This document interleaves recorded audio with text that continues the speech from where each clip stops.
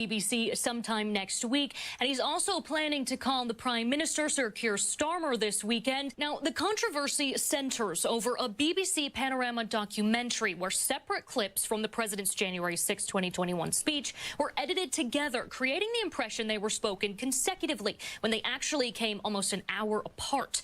It implied wrongly that he made a direct call for violence. 93 WIBC Mobile News. On the level. On the go. Losing a troop. I'm Jarrett Lewis. Here's what's trending this hour. A member of the Indiana National Guard is killed. 3 others are injured in a crash happening Friday just south of Whitestown. Jake McDaniel has more. The crash happened a little after 12 noon Friday. Boone County deputies arrived on I-69 southbound near the I-865 interchange, and they say they spotted 3 vehicles involved in the crash, one being a military vehicle. Deputies say 1 National Guard member didn't survive, and the other 3 were taken to a hospital.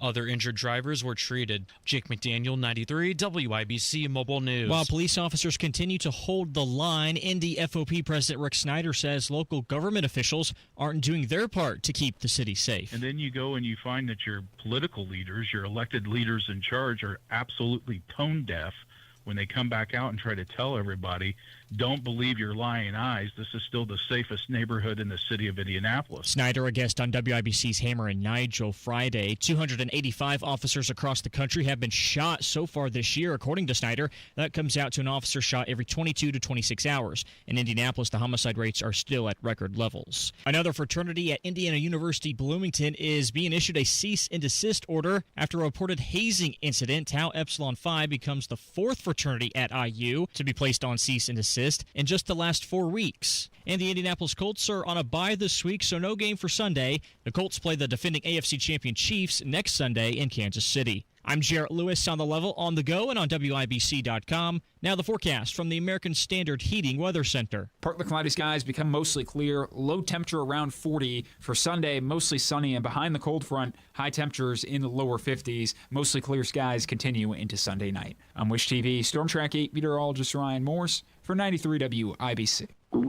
Oh no, stomach issues again? Stomach issues? Who are you? Your pancreas. I could be the real reason for your diarrhea, gas, bloating, stomach pain, or loose oily stools. I thought it was my stomach. People often do, but any of these symptoms could mean having a condition called exocrine pancreatic insufficiency, or EPI. With EPI, the pancreas doesn't release enough enzymes to break down food, but EPI is manageable. Use the symptom checker on identifyepi.com and speak with your doctor. That's identifyepi.com. Sponsored by AbbVie.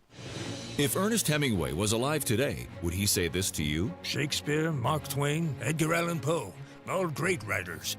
And after reading your book, I simply must add you to the list. Wait, you don't have a book yet, so make a free call to Page Publishing. Turn your book idea into publishing gold. 800-215-6818. 800-215-6818. That's 800-215-6818.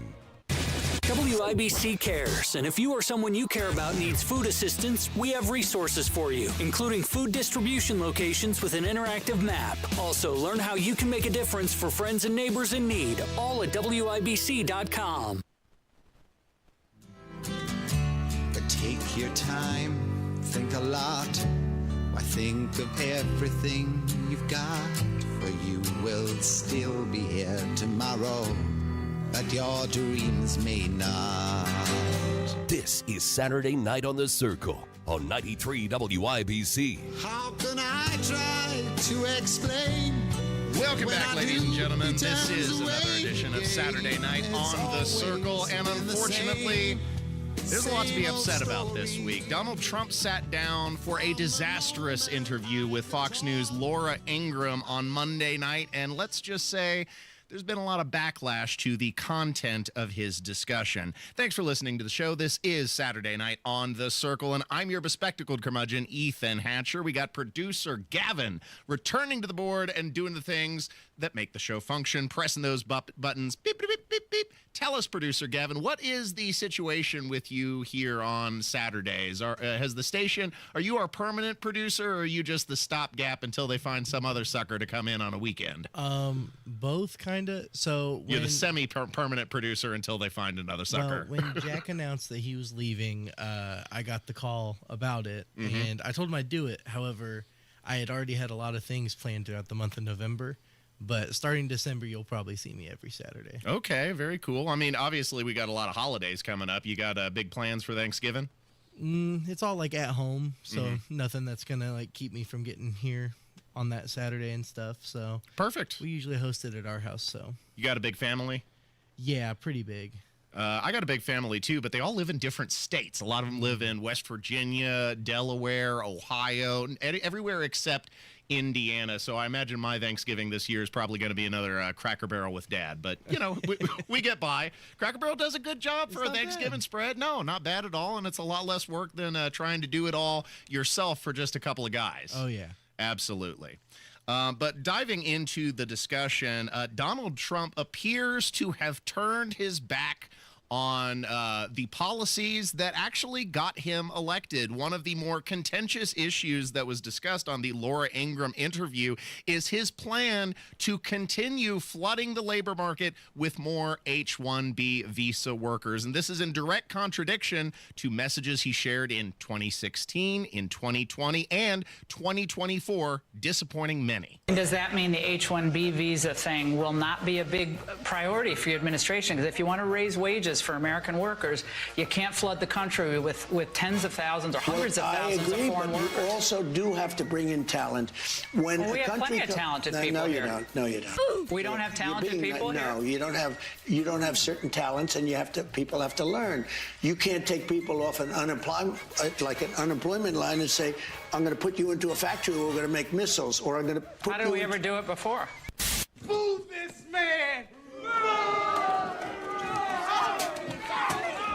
I can't believe my ears. Did he actually say Americans don't have enough talent? And Laura Ingraham brings up an excellent question. How did we do it before? See, before World War II, America did not have a full-time defense industry. We had to, in very short order, completely reconfigure many manufacturing industries in order to produce arms, and we did it with style. We did it with panache. There were, dozens of warships, of airplanes, of tanks, of firearms, of anything and everything that could be needed to use for the war effort. And we stormed over Germany, and we retook Europe from what was the clutches of fascism, real fascism, actual Nazis, not the pretend Nazis that they talk about on MSNBC. And now Donald Trump is saying that we need H-1B visa workers to bring in the talent to replace Americans. This is not the song that he was singing in 2016. In fact, it seems to run pretty well in exact opposite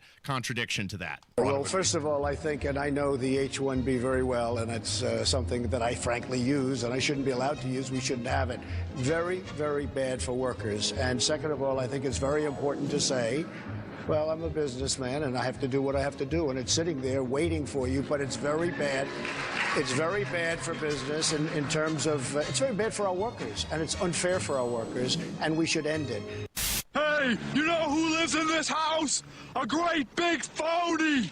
That's right, a phony lives here! A big fat phony! So evidently he didn't believe a word that he was saying, and he stayed fairly consistent on that message from 2016 to 2020 when he hammered on the same issue to 2024 in the re-election. So within the last year, he was talking about how damaging H-1B visa workers are to the American economy and to American laborers, but now suddenly the message has changed. It begs the question of who has tipped Donald Trump's ear to inspire such a drastic shift. And of course, the Treasury Secretary Scott Bessent is trying to say that, oh, well, It's not permanent, you see. These H-1B visa workers, they're going to stay for 3, 6, maybe 7 years, and then they'll get sent back home. We're just bringing them in for expertise, you see. And the president's point here is, we can't snap our fingers and say, you're going to learn how to build ships overnight. We want to bring semiconductor industry back to the U.S. There are going to be big facilities in Arizona. So I think the president's vision here is to bring in overseas workers where these jobs went. Who have skills. Who have the skills, 3, 5, 7 years to train the U.S. workers. Then they can go home, the U.S. workers fully take over. Do you understand the concern that some people have? Hey, an American could have that job. Why you give it to a guy from But an American can't have that job. So it's specific skills. Because we haven't built ships in the U.S. for years. We haven't built semiconductors. So this idea of overseas partners coming in, teaching American workers, then returning home, that's a home run. What an odd thing to say. There's that troubling line again that somehow Americans lack the ability to build ships because we hadn't done it in many years, but we somehow had these abilities during World War II. He said that you can't expect people to be hired straight off the bread lines, off the unemployment lines, and taken to an expert manufacturing position, yet that's exactly what we did coming out of the Great Depression, and some say that World War II was directly responsible, stimulating industry and bringing us out of that economic decline. Those Americans were pulled off of the bread lines, out of the unemployment lines, and then built hundreds of ships, warships, destroyers, tanks, firearms, anything and everything that was needed for the war effort. But we can't replicate that same success story. This is very deceptive because the other issue is that many of these H-1B visa workers, once they've stayed for 3, for 6, for 7 or more years, they also have an opportunity to apply for citizenship. Many of them stay. And Kristi Noem, the Department of Homeland Security Secretary, was saying that more people are being naturalized under the Trump administration than ever before. Well, by golly, that doesn't sound like America First policy. We were supposed to be limiting the incursion of foreign migrants, and if you simply declare it legal and then jam them through the process, that's not a vast improvement over the system that Biden had brought us of totally unorganized chaos and open border migration. Now, we're going to keep using our visa programs. We're just going to make sure that they have integrity, that we're actually doing the vetting of the individuals who come into this country, that they want to be here for the right reasons, that they're not supporters of terrorists and organizations that hate America. And that's what I think is so remarkable is under the Trump administration, we've sped up our process and added integrity to the visa programs, to green cards, to all of that, but also more people are becoming naturalized under this administration than ever before.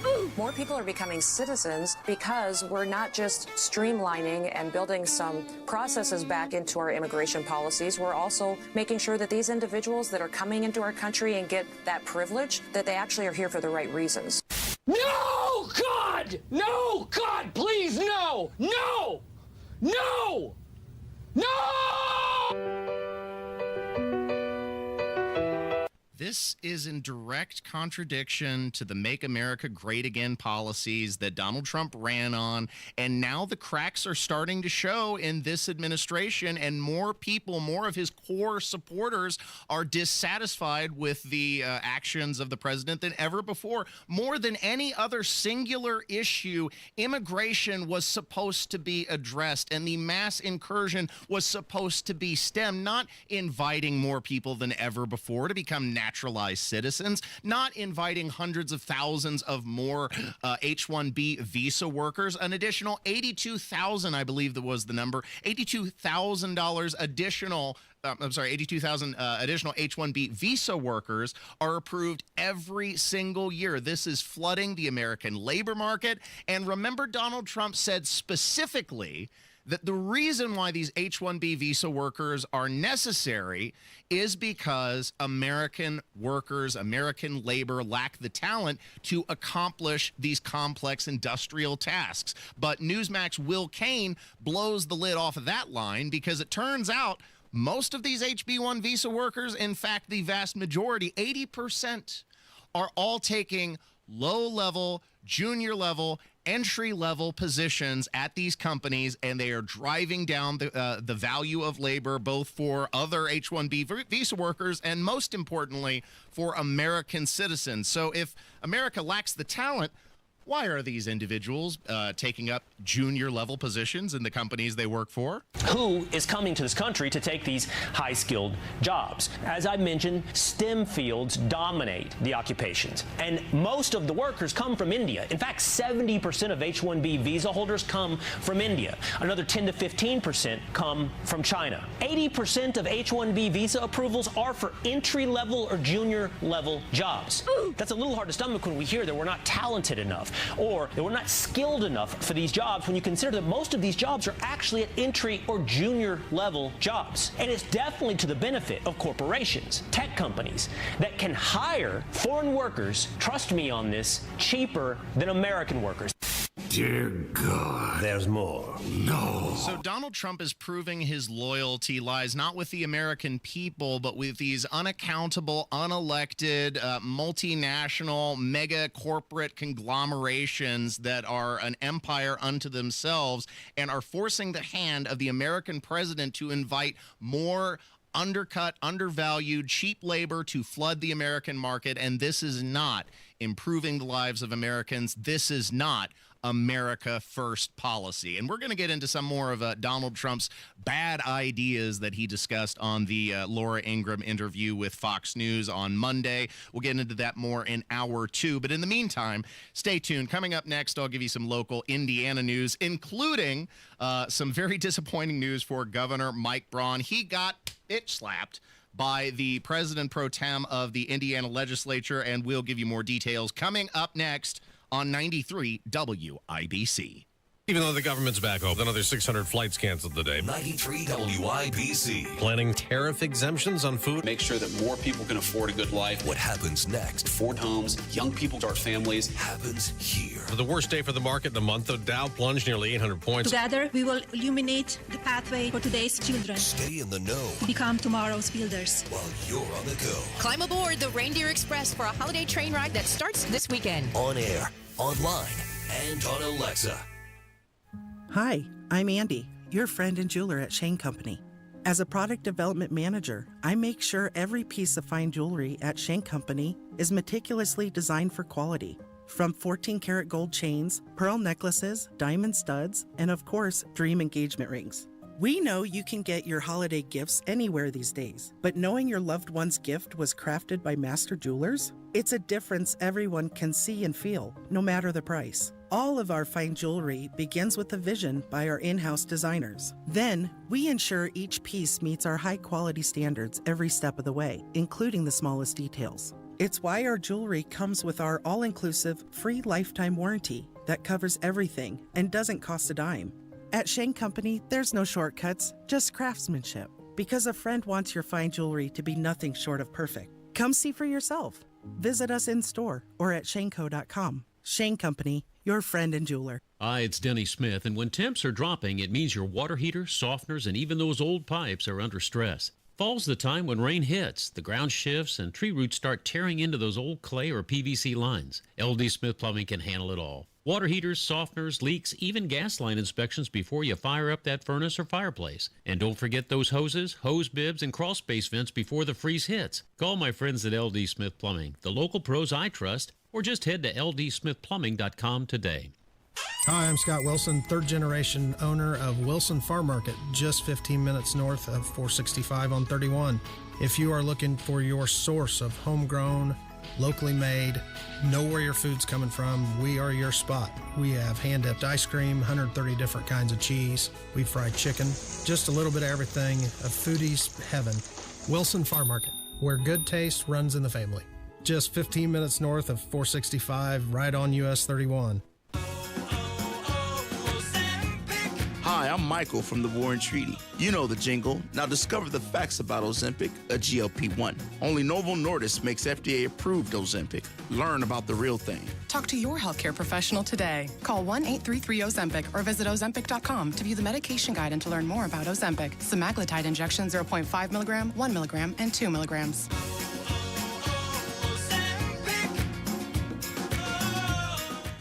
It all all comes down to this, folks. Yep, the entire season is on the line. But my throat has officially thrown in the towel. Sounds like you need Vicks VapoCool drops. They're max strength and vaporize sore throat pain.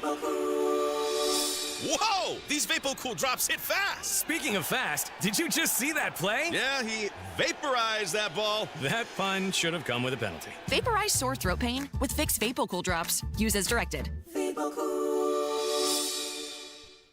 Listen up, football fans. You won't want to miss this. Right now, new Bet365 customers bet $5 and get $200 in bonus bets, win or lose. So you could turn that $200 into something bigger when you bet on money line, spread, totals, player props. $200 in bonus bets when new customers bet $5.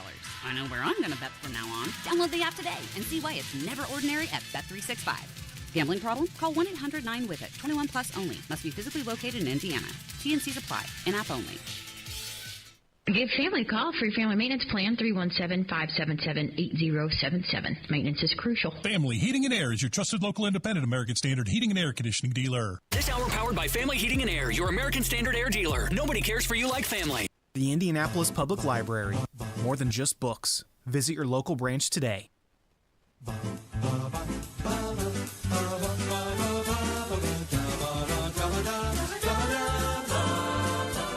This is Saturday Night on The Circle on 93 WIPC.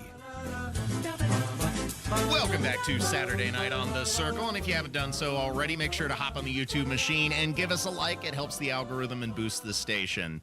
Before we get into the news that disappointed Governor Braun this week, I mean, of course, it's all over the headlines. I'm sure you've already heard, but you may not have heard of a wonderful new little restaurant in downtown Indianapolis. I mean, I guess it's not super new. It's been there for about the last 5 or 6 months, I think the server said, but I was very impressed with the service. Tell me, producer Gavin, do you enjoy eating at some of the downtown offerings that Indianapolis has? Because I think we have a rather diverse food scene for a relatively moderate-sized Midwestern city. I mean, especially compared to other locales. I mean, we can give Chicago a run for their money, I think, especially for the size. Yeah, I mean, I love eating downtown. Mm-hmm. I mean, I'll take trips into downtown just to get food at some places specifically. You ever partake in Devour Indy when they have those offerings? No, but I've heard good things. I need to give it a try. Do yourself a favor next time Devour Indy comes to town. Give them a look, because they have a lot of great deals on some of those fancier restaurants that you might not otherwise get the opportunity to go to because they're so high dollar. But then they have value offerings for what is a slow time in the season, and that's what Devour Indy is supposed to help solve for these restaurants during the slow season, the off months. They invite new customers in, and yeah, they're willing to discount the food because otherwise it's slow. So it works out. I recommend you also try this new restaurant on the corner of, I think it's New York and Delaware, or Michigan and Delaware, sorry. It's not too far from the Murat Theater, and it's a little restaurant called Harrison's. And it's in a former Regions Bank that used to sit on that lot. And man, the food is really good. I had the mussels, the calamari, the house salad, and the brown sugar pork chop. Everything cooked to perfection, very generous portions. The staff was very attentive and professional. The atmosphere was very inviting. The clever utilization of the former drive-through space. They have patio seating and then heat lamps overhead, so you're not too chilly and you can enjoy the outside without having to enjoy the effects of the outside, especially in fall time. I thought the pricing was very fair, the portions very generous, and if you haven't been to Harrison's already, I highly recommend them. They're a very good little establishment. All right, I'll have to go check that out. Definitely. I'm sure most of you have already heard that Rod Bray, the Senate President Pro Tem, has announced that they will not be holding a special session for redistricting in spite of the pressure that has been exerted by the Trump administration and the stated desire of Governor Braun, as was reported by WTHR. Here's what Rod Bray said. After months of pressure from the White House, it appears Indiana will not redraw its congressional district. Senate President Rod Bray announced this afternoon they simply do not have the votes to support support it. Here's the statement Bray said, quote, over the last several months, Senate Republicans have given very serious and thoughtful consideration to the concept of redrawing our state's congressional maps.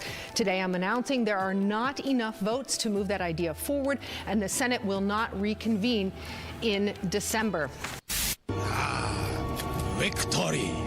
There was very little incentive for legislative Republicans to reward congressional Republicans when it would upset local constituents. This was broadly unpopular. We've known it for a while. There was a polling entity that sent out this very rigged questionnaire with questions like a paragraph long, tortured questions attempting to tease out the yes from respondents and rig the system. But we saw the in-person representation at listening sessions like Greg Good in Terre Haute. Of the 72 people that spoke there, not one spoke in favor of redistricting. Other representatives said that as little as 6% of their constituents supported redistricting, and this crosses party lines. Yes, there are a dedicated cohort of Republicans that are united to engage in redistricting and attempt to push back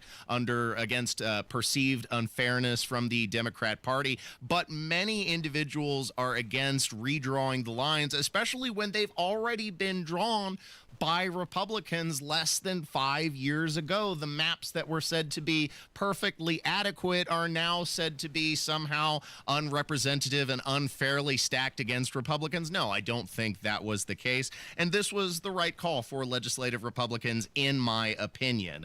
Governor Braun obviously disagrees, issuing a statement shortly after Rod Bray announced his decision, and he said, quote, I called for our legislators to convene to ensure Hoosier voices in Washington, D.C. are not diluted by the Democrats' gerrymandering. Our state senators need to do the right thing and show up to vote for fair maps. Hoosiers deserve to know where their elected officials stand on important issues. Now, I do think there is an element of truth in that final segment or sentence that Hoosier voters and constituents do deserve to see the senators take an official position. And by not gaveling in and taking an official vote, they are essentially taking the coward's way out. I believe that was what Jacob Stewart of the Indy Star said when he was reacting to this announcement. Hoosier voters do deserve to see the official position, but in lieu of that, I am satisfied with the outcome. What I'm not satisfied with are teachers in Hamilton Southeastern School who are thumbing their nose at parents, at children. They walked out of a school board meeting in a huff because the board refused to discuss the contractual negotiations regarding their pay, and they just made a stink about it. I mean, a whole big crowd of them got up in the middle and left in a huff. Ben Greenbaum, I'm a parent in the district, and I appreciate the time. I would typically not lend my voice to contentious public matters when all you have is a 3-minute window to voice concerns or questions that will inevitably be applauded or dismissed because of pre-existent ideological beliefs. So I question, what's the point of speaking? But here I stand because I'm finding it difficult to understand why we are asking our teachers to take what amounts to a pay cut next year. With the proposed... You're speaking about collective bargaining, and that is not on the agenda tonight. Okay. And then you can hear everybody stirring in the background. They all get up. They all leave. We don't care about the kids. Hey, can you give me some money? No.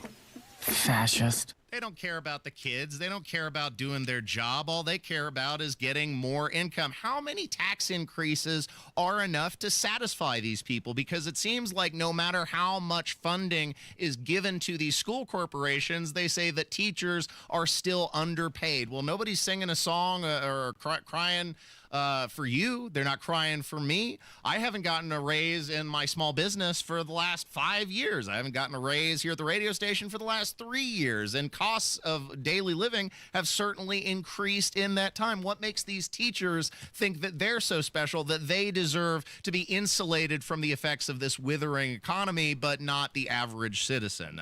So I'm fairly disgusted with his behavior. And we can also talk about the partisanship that is being exhibited exhibited by these teachers. We've talked about the Marxist pipeline of public schools for a long time, and we have evidence of this. Jessica Adams, a professor at Indiana University, was removed from teaching a class after she shared some classroom illustrations which labeled the Make America Great Again campaign as covert white supremacy. Did you see this, producer Gavin? I included a copy of this material that was distributed in the classroom in the show prep, and they put the Make America Great campaign slogan above police murdering people of color, but slightly below racial slurs and the KKK. This is some distorted, wacky stuff. It's nuts that this was allowed to go on in Indiana University, but we've known about this for quite some time, and now we have evidence in action. We also have evidence in action of California. Remember, there's been a lot of controversy following these illegal aliens that have been given commercial driver's license and put behind the wheel of 20-ton 18-wheelers and causing several severe wrecks across the country, resulting in fatalities. Well, now, under pressure from Transportation Secretary Sean Duffy, now they have revoked 17,000 of these licenses that they had given to illegal immigrants. California is pulling 17,000 migrant truckers from behind the wheel, revoking their commercial driver's licenses. This move follows harsh backlash from the Trump administration and comes weeks after that deadly semi-truck crash in Southern California involving a driver said to be in the United States illegally. Marcus, could we see other states join in on this crackdown? Hey, Alex, good morning. Yes, absolutely. But it's going to take some time for that to happen with the audits ordered by Transportation Secretary Sean Duffy delayed in the wake of that government shutdown. Right now, the Transportation Secretary is taking aim at California Governor Gavin Newsom, calling the state's decision to revoke thousands of licenses an admission they were granted to people living in the country illegally. He's threatening to revoke $160 million in federal funding if California doesn't take these CDLs from every illegal immigrant.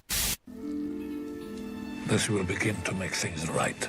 Up until the Transportation Secretary threatened to remove their funding, California was utterly unconcerned with the peril that they were putting American citizens across the country in by giving these people who can't speak the language, who don't know the road laws, commercial driver's licenses and the privilege to drive very dangerous vehicles on our roadways. And they should absolutely be punished for this. It's unacceptable and has already resulted in casualties across the country.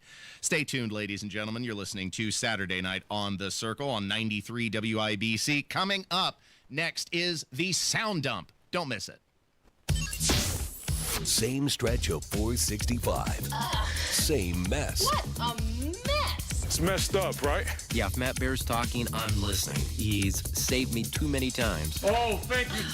Thank you. Indianapolis traffic is a puzzle. Matt has the map. I trust Matt Bear more than my traffic app. Matt's stuck in the booth. I'm stuck. So you're not stuck in the car. Mornings Good morning. and afternoons It's lunchtime. on 93 WIBC.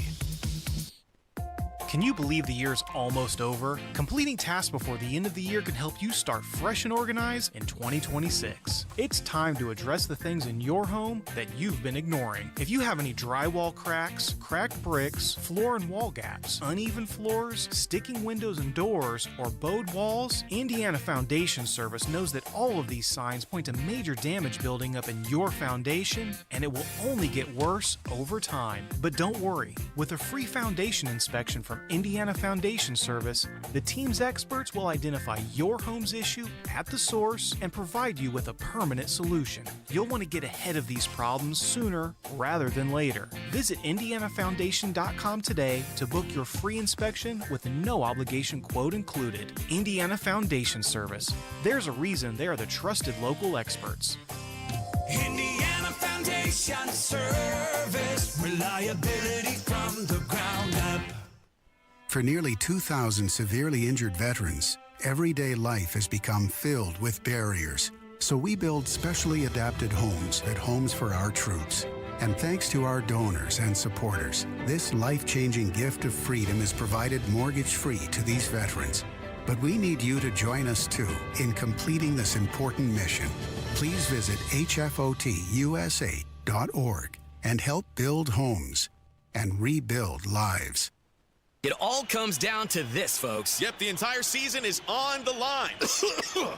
But my throat has officially thrown in the towel. Sounds like you need Vicks VapoCool drops. Their max strength and vaporize sore throat pain. Whoa! These VapoCool drops hit fast. Speaking of fast, did you just see that play? Yeah, he vaporized that ball. That pun should have come with a penalty. Vaporize sore throat pain with Vicks VapoCool drops. Use as directed.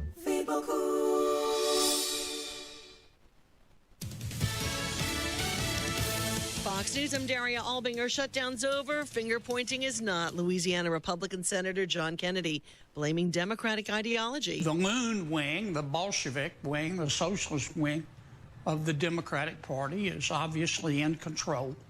That's what drove the shutdown. That's what made Senator Schumer do what he did. He knew better. Democrats say Republicans fought health care subsidies. The Justice Department's joined a lawsuit to overturn California's Prop 50. State's Assistant U.S. Attorney Bill Essay. They were concerned that Texas was diluting Latino voters, so they went out of their way to create a new Latino district in Los Angeles. They said that on the record. So this isn't a theory. It's not speculation. And Prop 50 would redraw congressional maps to flip 5 districts from blue to red. America's listening to Fox News.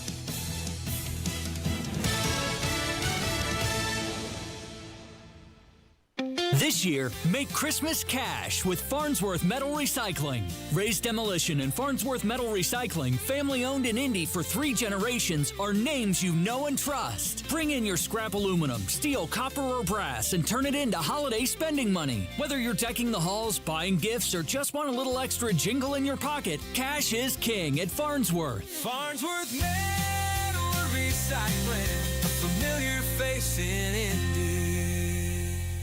JMV here. It's the most wonderful time of the year at Miss M's Home and Garden. Join them Saturday, November 22nd and Sunday, November 23rd for their annual holiday open house. Stroll through the garden shop to shop the festive decor, enjoy food samples, and sign up for giveaways and door prizes with your purchase. Fresh cut trees, greenery, wreaths, porch pots, and more will fill the greenhouse. Bring your family and friends to enjoy the festivities. Miss M's is located on State Road 135 south of Whiteland Road in Bargersville.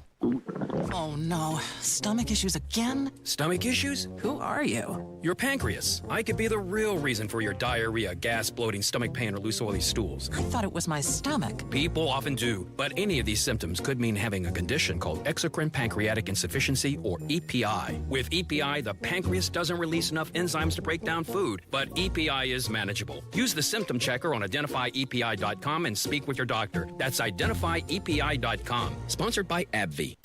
WIBC cares, and if you or someone you care about needs food assistance, we have resources for you, including food distribution locations with an interactive map. Also, learn how you can make a difference for friends and neighbors in need, all at WIBC.com.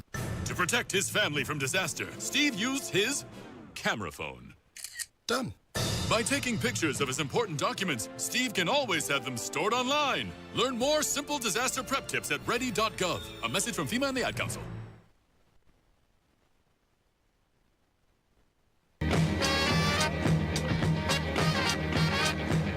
When I stay in the shoes now, the whole building scene in a whole red maybe get the color boss dying. This is Saturday Night on The Circle on 93 WIBC. Welcome back, ladies and gentlemen. It's time once again to don your handy-dandy hazmat suit as we wade through another week in news, beginning with a psychotherapist who says that TDS, otherwise known as Trump derangement syndrome, is the leading pathology of our time, affecting more than 70% of the patients in his office. You'll hear Senator John Fetterman acknowledge the vitriol of the far left far outpaces any of the mean names he's been called by Republicans while on tour promoting his new book. And rabid leftist Ben Cohen of Ben & Jerry's ice cream fame laments being censored by the company that he sold out to while cooking some watermelon sorbet for Palestine.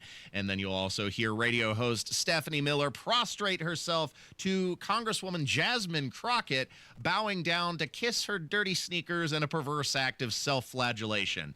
And you'll hear all this and more for this week's edition of The Sound Dump. I'll take you for a ride. I'm a garbage truck. It's the Saturday Night Sound Dump on 93 WIPC. I take you to the dump. I show you the sights, you know you want to ride. I'm a garbage truck. Welcome back to Saturday Night on The Circle, where I'm your bespectacled curmudgeon, Ethan Hatcher, and that's producer Gavin, beep, beep, beep, beep, beep, on the board, pushing the buttons and doing the things to make the show function. We begin with a psychotherapist by the name of Jonathan Albert, who sat down on Fox News and listed Trump derangement syndrome as the leading pathology of our time. Now, we already knew that this was something floating around. We've seen a lot of the blue-haired nutcases completely obsessed with Donald Trump, but now we have a working professional in the field acknowledge this as an absolute reality. First of all, identify it for us. You're in a session, and you pick up on what?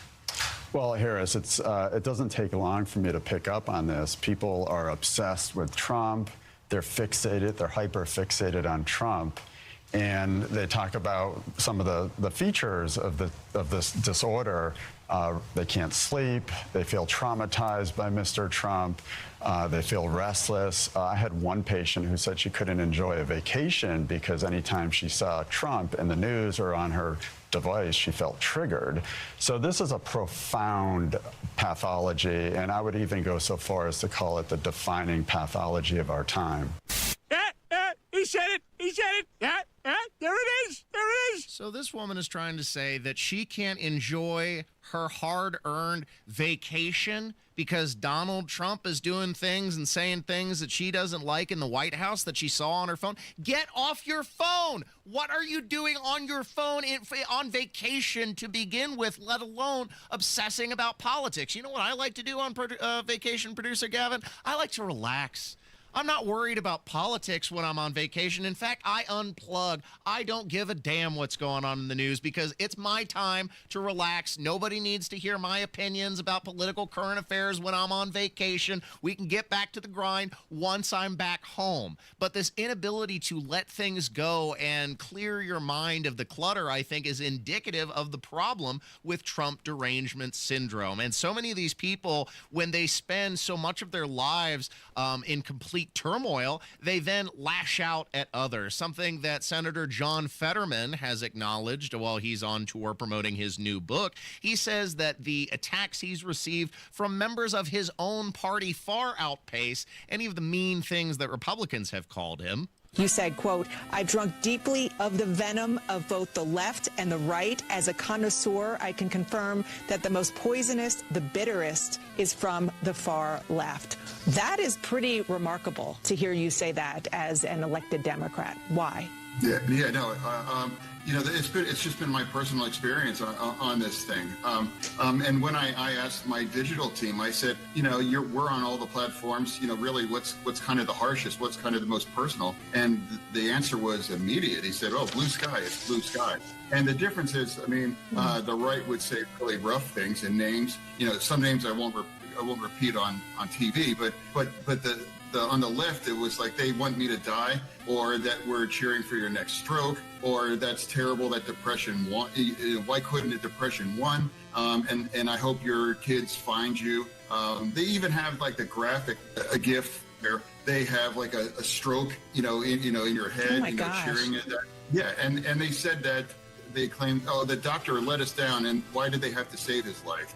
Just really, I just can't imagine. People are wishing, I wish he dies, or I want him to die, literally cheering for a stroke. And I don't know what the kind of a place where that comes from. That's much different than just calling me a name, and that's really been consistent, in that community online.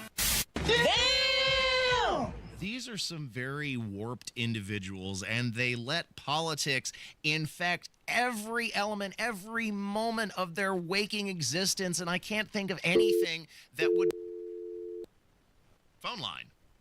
Unexpected caller on Saturday night on The Circle. Anyway, I can't think of anything that would be more exhausting than letting politics consume your life at all times, much like Ben Cohen, the co-founder of Ben and Jerry's. He's upset because he can't politicize his ice cream anymore under management from Unilever, the company that he sold out to for more than $326 million. Well, Ben, if you wanted to say whatever you want and print it on your ice cream, I guess you shouldn't have sold out to a mega corporation, but I'm kind of glad you did. That way we don't have to put up with nonsense like watermelon sorbet for Palestine. This is ridiculous. Well, what I'm making is watermelon sorbet for Palestine.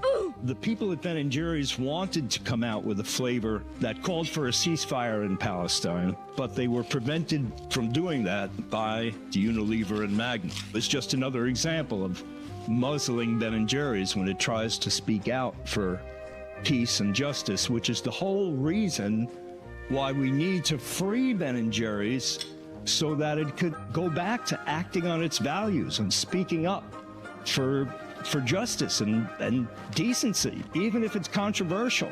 That's especially when you need to speak up for it. How many times do we have to teach you this lesson, old man? I love the young people. Ice cream for justice. That's a new one.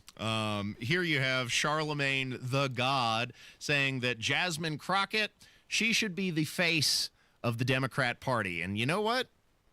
I think I agree. Jasmine Crockett is actually what the Democrats should be leaning into, like, because she is a phenomenal messenger. And some people just got it. Like, some people just have a different anointing on them. You don't know why certain people, cause folks to gravitate towards them. To me, it's more than Jasmine Crockett having that moment with Marjorie Taylor Greene when she was like bad bleach body or whatever it is. Like, if you watch her in these congressional meetings, like, she's always on message about something. I was watching her yesterday and she was, just blatant. She was like, yo, Donald Trump is racist and this whole administration is racist, and it starts at the top. Oh, wait, you serious? Let me laugh even harder. I mean, here's Charlemagne, podcaster from The Breakfast Club, saying that Jasmine Crockett's greatest contribution to American discourse is calling the Trump administration racist. That's hilarious, especially when she is peddling in casual racism herself. This was a Texas radio host by the name of Stephanie Miller who prostrated herself before the presence of Congresswoman Crockett, going so far as to literally kiss her dirty sneakers. I can't think of anything more humiliating that you would impose upon yourself in this perverse reverse racism ritual. Can you confirm that I just kissed your sneakers? This is true. She's on camera saying she'll do the radio. I am. We're doing it. Future senator of the great state of Texas. I miss Ted Cruz so much. He's so likable. Oh my. What is wrong with you? So ultimately, I agree with Charlemagne the God. Jasmine Crockett should be the face of the Democrat Party because that face is pure repellent for anyone with an ounce of common sense. Stay tuned to Saturday Night on The Circle. You're listening to 93 WIBC. Hammer and Nigel. The Secret Service announced that they have dismantled basically an electronic spying ring, 300 SIM servers, and 100,000 SIM cards. This network that was broken up would have the ability to text everybody in the United States within a couple of seconds. Yeah, no arrests concerns me, but the fact that they caught it is awesome.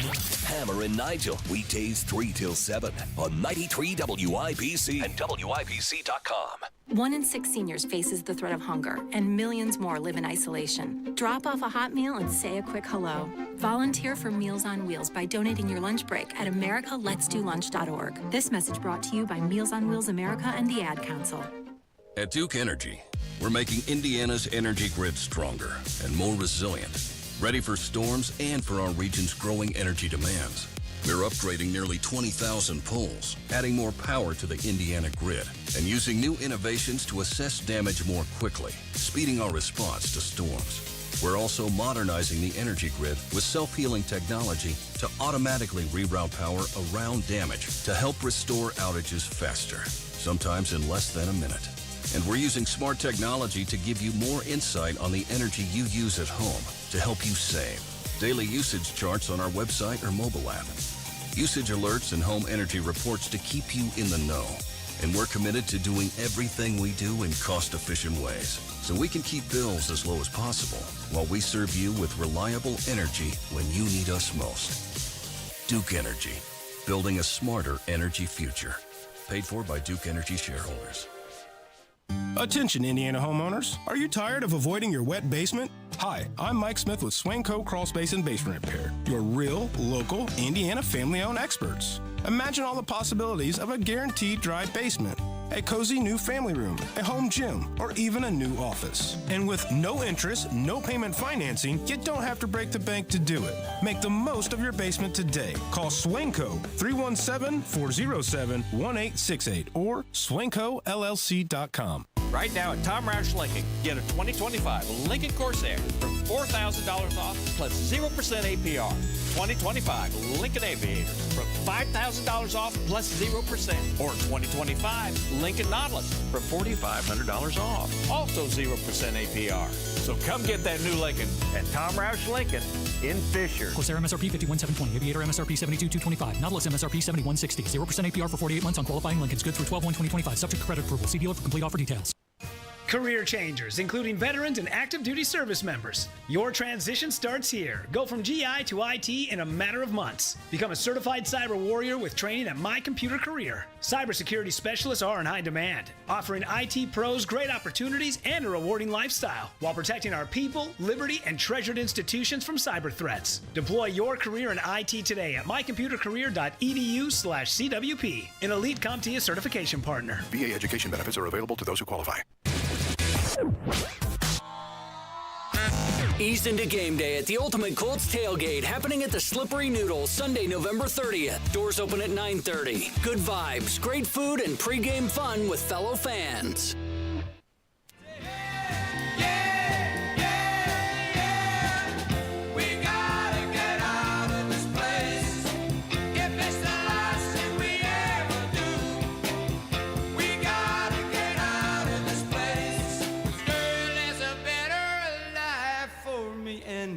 You're listening to Saturday Night on the Circle on 93 WIPC. Welcome back to Saturday Night on the Circle. This week, the Indianapolis Zoo had a potential disaster averted when a chimpanzee ran out on the loose. Now, fortunately, no civilians were hurt in the process, but what a scary thing to be a part of. Tonight, a female chimpanzee is back in its enclosure after escaping this morning at the Indianapolis Zoo. Very busy day there. Newsdate's Tim Spears is here with more from today's ape escape, Tim. That's right, Gina. The chimpanzee is back in custody after being sedated and returned to her exhibit without visitors, staff, or the chimp itself being hurt. Visitors are once again able to get an up-close and personal look at the chimpanzees after one threatened to get a little bit too close for comfort. Zoo guests were safe at all time. The Indianapolis Zoo went on lockdown when a female chimpanzee was spotted outside her exhibit Friday morning. The Aviator drone captured some guests leaving, while others waited outside until the lockdown lifted. She probably had a great time outside. And there was much rejoicing. Yeah, now, look, I'm sure the chimp had a good old time getting out of their cage, but did you hear that zoo spokesperson lying through their teeth that zoo visitors were safe at all times? Not with a chimpanzee on the loose, I can tell you that. Those things can be pretty viciously violent. Some of the attacks that they've had on their handlers, on people, they've tore off people's faces, bit off their noses, actually, in some cases, kicked and punched and hit and bit them to death. So chimpanzees can be incredibly violent creatures. They carry an incredible risk to anybody interacting with them. And the thing that I'm most thankful for is, fortunately, in this case, nobody was hurt. Stay tuned, ladies and gentlemen. We got another hour of the show on the way, including the triumphant return of Carl's Conspiracy Corner. Don't miss it.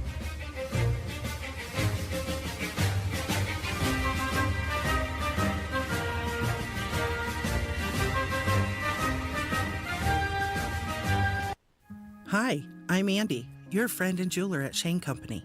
As a product development manager, I make sure every piece of fine jewelry at Shane Company is meticulously designed for quality. From 14-karat gold chains, pearl necklaces, diamond studs, and of course, dream engagement rings. We know you can get your holiday gifts anywhere these days, but knowing your loved one's gift was crafted by master jewelers? It's a difference everyone can see and feel, no matter the price. All of our fine jewelry begins with a vision by our in-house designers. Then, we ensure each piece meets our high-quality standards every step of the way, including the smallest details. It's why our jewelry comes with our all-inclusive, free lifetime warranty that covers everything and doesn't cost a dime.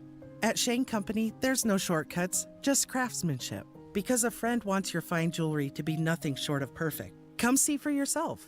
Visit us in-store or at shaneco.com. Shane Company, your friend and jeweler. Everyone's talking about Galaxy Concrete Coating and their transformation, like your neighbor Mike. Well, the local company that we used first was highly recommended by people in our neighborhood. We did not know until after it didn't work on our floor. It just healed up like a cheap suit. And so my wife says, we got to do something. And so she started looking around on the internet and she found Galaxy. Lots of styles to choose from, 4 times stronger than epoxy, and it comes with a lifetime warranty. We got Galaxy out here. They got here at about 8 o'clock in the morning and they finished up at 6 o'clock that night. Other than having a beautiful garage floor, you couldn't tell they were here. Just did a wonderful job on it. Galaxy Concrete Coatings works for any area like patios, garage floors, driveways, and around pools. Still looks fantastic, and anybody that visits our house, that's all they want to talk about. I mean, they just can't believe how nice the garage floor looks. Click on GalaxyConcreteCoatings.com and remember to like us on Facebook, GalaxyConcreteCoatings.com. We are out of this world. Bet365 is paying out before the final whistle. Check out Bet365's unrivaled early payout offer. When you bet on a team to win and they take a 17-point lead, you get paid no matter the final score. Forget the final whistle and start counting that cash. Hold up. You get early payout on parlays, too. Download the app and see why it's never ordinary at Bet365. Gambling problem? Call 1-800-9-WITH-IT. 21 plus only. Must be physically located in Indiana. T&Cs apply. With other language learning apps, I was just playing games. I wasn't really learning. Babbel's different. Babbel was designed by over 200 language learning experts to be the most effective way to learn another language. Every time I open the app, I can choose to work on my writing, speaking, or listening. And it saves my mistakes for me to review, so I'm constantly improving. Before Babbel, I thought I just wasn't good with languages. But now I'm speaking French. Tout ça, c'est grâce à Babbel. Save up to 50% on your Babbel subscription when you sign up at Babbel.com. Babbel.com.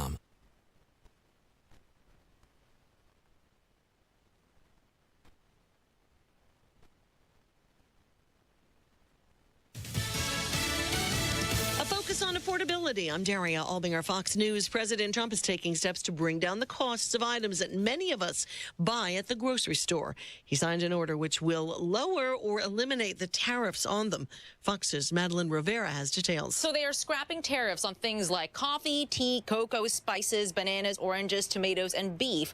The White House has also been floating several ideas about how they can drive down prices for Americans. They've talked about 50-year mortgage plans for lower monthly payments and giving out $2,000 checks from tariff revenues. Democrats, meantime, say the partial rollback of one of the president's signature policies shows they know they've made a mistake.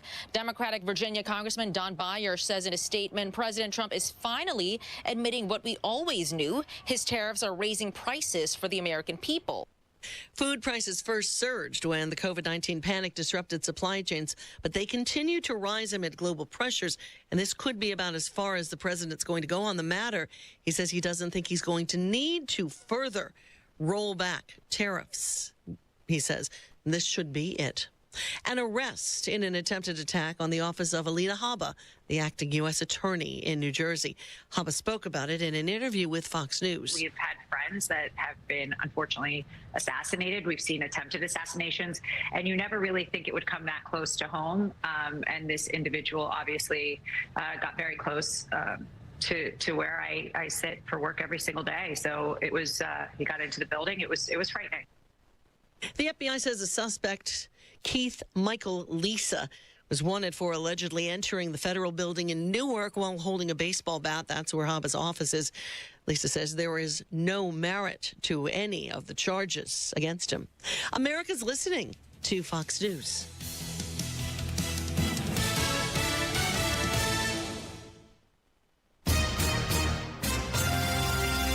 From around the world, Trey Yingst, joining us from Tel Aviv, Israel. To Washington, I'm Mike Emanuel. To your own backyard. If a story impacts you or your wallet, we're on it. It's the Fox News Rundown. We give every story the deeper look it deserves with must-listen interviews and smart analysis from the voices you can trust. Start your day with the Fox News Rundown. Listen and follow now at foxnewsrundown.com or wherever you get your favorite podcasts.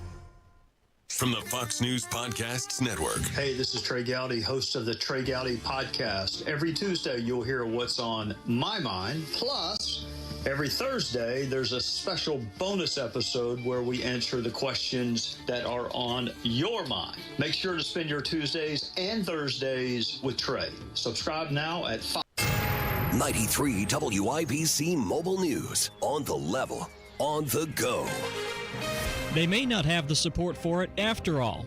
I'm Jarrett Lewis. Here's what's trending this hour. The battle over redistricting in Indiana taking a turn recently. John Herrick explains. Senate President Pro Tem Rod Bray said Friday afternoon that there are not enough votes to move the idea of redistricting forward, so the Senate will not reconvene in December. Indiana Governor Mike Braun fired back, saying state senators need to do the right thing and show up to vote for fair maps. Senate Minority Leader Shelley Yoder of Bloomington has been against redistricting from the beginning. She says now their caucus is ready to get back to work on real solutions that lower costs, strengthen communities, and make life better for every family in Indiana. John Herrick, 93 WIBC Mobile News. A member of the Indiana National Guard is killed in a crash Friday in Boone County. NDOT says 3 vehicles were involved in the crash on I-65 just south of Whitestown. We've seen a lot of bad stuff lately with involving accidents in vehicles. Accidents are still accidents. They can happen to anyone. Boone County Sergeant Tyler Moriarty says multiple others were injured and taken to a hospital. Indiana University says they are placing the Tau Epsilon Phi fraternity on cease and desist for a reported hazing incident. All organizational activities at the frat have now been suspended until further notice while campus police investigate. Tau Epsilon Phi becomes the 4th different fraternity at IU to be issued a cease and desist in the last 4 weeks. The other 3 are Phi Kappa Psi, Alpha Epsilon Pi, and Beta Chi Theta. I'm Jarrett Lewis on the level, on the go, and on WIBC.com. Now the forecast from the American Standard Heating Weather Center. Partly cloudy skies become mostly clear. Low temperature around 40. For Sunday, mostly sunny and behind the cold front, high temperatures in the lower 50s. Mostly clear skies continue into Sunday night. I'm Wish TV Storm Track 8 meteorologist Ryan Morse for 93 WIBC. It's the season of giving, and my friends at Hope Plumbing, Heating, and Cooling invite you to join them in a wonderful cause. During the month of November, Hope is raising money for the Colburn Place and will match donations up to $10,000. Colburn Place is where survivors find safety, support, and hope for a new beginning, and Hope Plumbing, Heating, and Cooling is proud to support such a fantastic local organization. To donate, please visit colburnplace.org/hope. That's colburnplace.org/hope. Let's help bring joy to those who need it most. Children are placed in foster care through no fault of their own. Because of abuse or neglect, it's heartbreaking. We were just left in a hotel. Tay and his brothers were adopted with help from the Dave Thomas Foundation for Adoption. But more than 100,000 children in the U.S. are still waiting for a family. Now that I'm adopted, I can focus on being a kid. Learn how you can help at davethomasfoundation.org. WIBC cares, and if you or someone you care about needs food assistance, we have resources for you, including food distribution locations with an interactive map. Also, learn how you can make a difference for friends and neighbors in need, all at WIBC.com. Weren't you the one who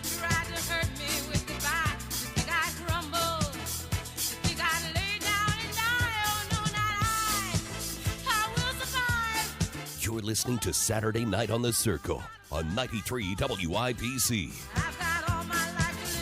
Welcome back, ladies and gentlemen. This is hour 2 of the award-winning Saturday Night on the Circle. Thanks for tuning in. And if you've missed a moment of the program tonight, make sure to check out my podcast uploaded to WIBC.com, as well as my personal podcasting page, Saturday Night on the Circle.fireside.fm. Again, Saturday Night on the Circle.fireside.fm. And if you haven't done so already, make sure to hop on the YouTube machine, find the show, and give us a like. It helps the algorithm and boosts the station all at the same time. Unfortunately, hour 2, we are beginning by dissecting more of Trump's bad ideas. And I want to emphasize that we absolutely can praise Donald Trump when he does good things that benefit the people of the United States and keeps true to his promise of America First policy. But it is also vitally important that we criticize the president and not overlook damaging policy ideas that he proposes. One of these, I believe, is the new 50-year mortgage plan. And this is literally a proposal that would saddle Americans with debt slavery, forcing them to pay almost 3 times the value of a conventional home over the course of that 50-year loan, enriching the banks, not benefiting Americans. And the quote-unquote savings you would get by a slightly smaller monthly payment would be totally undone by the overvaluation of the interest taken from those loans over time. And here's Donald Trump with Laura Ingraham trying to pass this off as not a big deal. Housing costs are still out of reach, and another thing that your administration is trying to tackle. Many Americans, the average age of first-time home buyers are now up to age 40, which is sad for the country you and I grew up in. I inherited that. Look, you have to understand. Right, but let me get to the question, though, because your housing director has proposed something that has enraged your MAGA friends, which is this 50-year mortgage idea. So a significant MAGA backlash, calling it a giveaway to the banks and simply prolonging the time it would take for Americans to own a home outright. Is that really a good idea? It's not even a big deal. I mean, you know, you go from 40 to 50 years, and what it means is you pay something less from 30. That some people had a 40, and then now they have a 50. All it means is you pay less per month. You pay it over a longer period of time. It's not like a big factor. It might help a little bit. But the problem was that Biden did this. He increased the interest rates, and I have a lousy Fed person who's going to be gone in a few months. This deal is getting worse all the time. Not a big deal. This is a huge deal. And the amount of savings that you're getting by paying a lower monthly rate on this loan, again, are obliterated by the cost of the loan over time.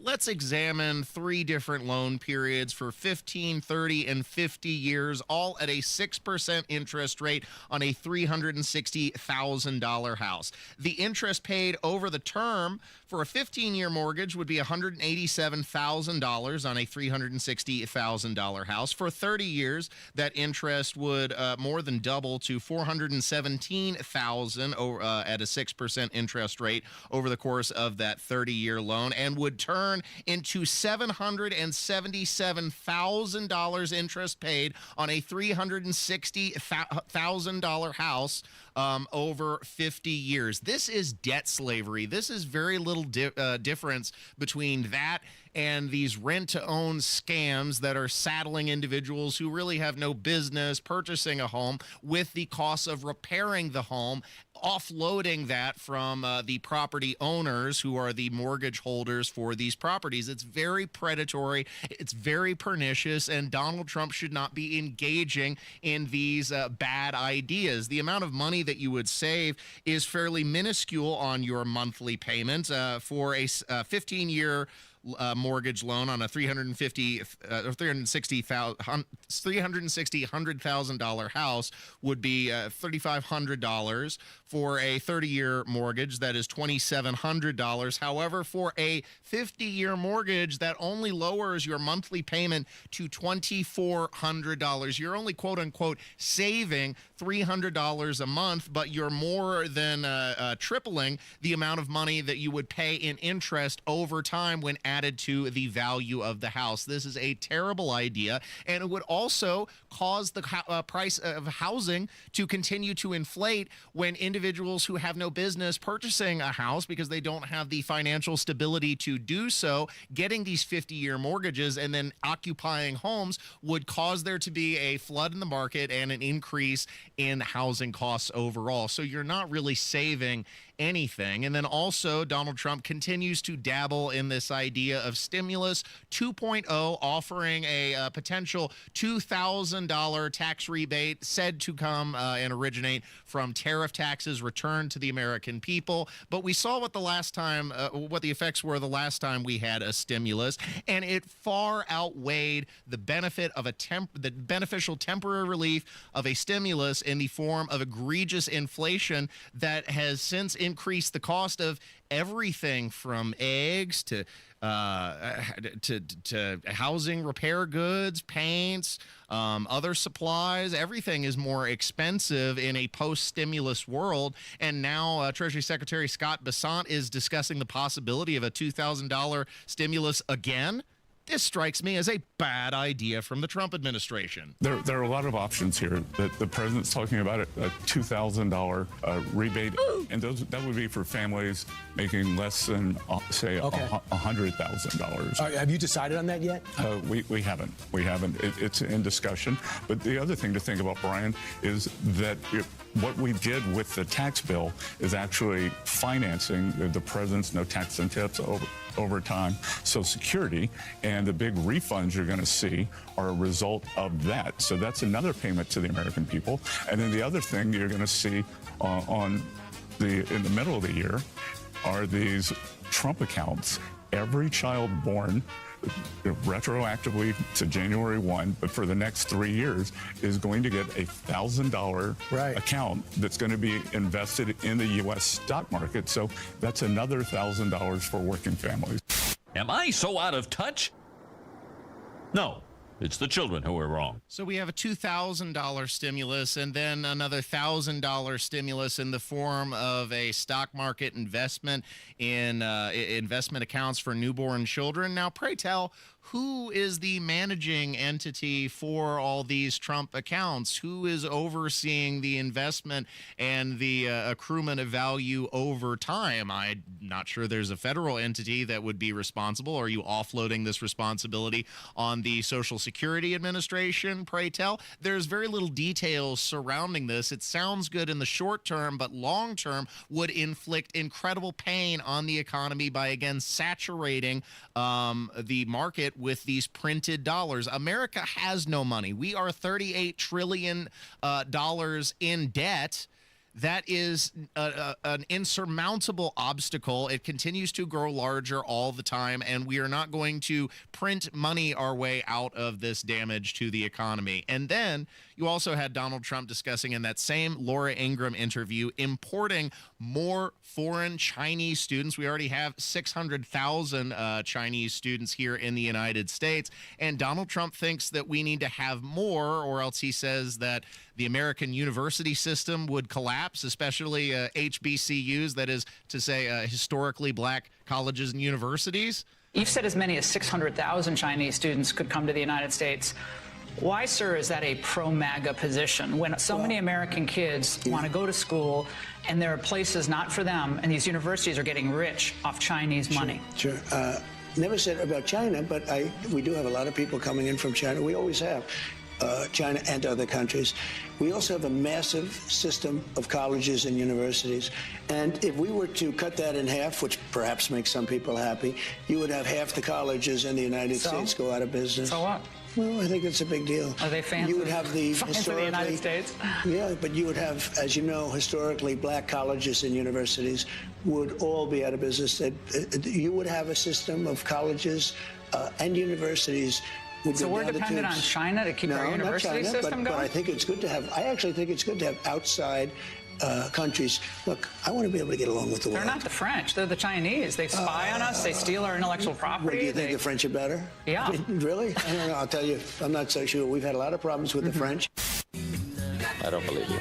Don't be be ridiculous, Donald Trump. The French, while not particularly congenial to the American people, certainly have nothing on the Chinese, who, as Laura Ingraham pointed out, they spy on our systems, they steal our intellectual property. There have been several scandals with these foreign Chinese students in American universities, theft of information, spying on the American government. And yeah, I think at the end of the day, I would rather take some French foreign students than Chinese foreign students. And it is puzzling that Donald Trump is going to bat for the Communist Party and then trying to claim that the American university system would go out of business as a result. That, I think, is an incredibly far-fetched claim, especially when importing these foreign students is continuing to drive up the cost of education, which is already extremely prohibitive, and taking away opportunities from American citizens to educate and better themselves. I thought Donald Trump in the same interview was saying that Americans lack the talent, and now we're supposed to import foreign students from overseas and educate them and give them the talents that American citizens would then be deprived of? No, I think that's a terrible idea, and Donald Trump's interview with Laura Ingraham on Fox News was disastrous, and the cracks are starting to show in his so-called Make America Great Again policy. This is not America first, and we should call the president out on it. Thanks for listening to Saturday Night on the Circle. Stay tuned for more. Coming up next, we'll talk about the disastrous shift towards socialism in both New York City and Seattle. And Bill Maher has a pretty accurate rebuke of socialism. We'll get into all that coming up on Saturday Night on the Circle. Stay tuned.